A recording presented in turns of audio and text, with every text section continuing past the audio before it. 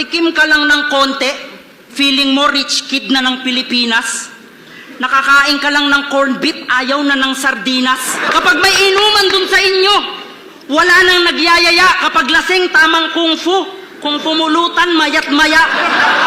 Kapag may event, wala nang kumukuwang organizer.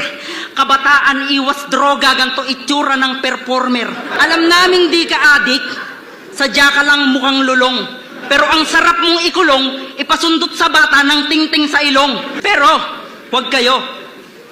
Ito na siguro yung tamang panahon para malaman mo yung totoo. Nirape yung nanay mo sa gubat, kaya ganyan itsura mo. Mga hayop sila. Palaka, kambing, kabayo, unggoy. Halinghinang kababuyan. Nakakahiya to pagkasama mo sa labas kumain. Pag nagmamang inasal ka, ikaw yung pumupunta sa naglalagay ng kanin. Bit-bit pa yung plato. Nakakahiya to. Gusto mo, ikaw lang bibigyan ng kanin, nakala mo, ikaw lang dun yung tao. Nagwawala pa pag di agad nabigyan ng sabaw. Dun ko napatunayang matapang talaga mga taga Mindanao. Takot sa'yo mga crew ng inasal. Brother, kumukuha ka ng kanin, hindi naman unreasonable order.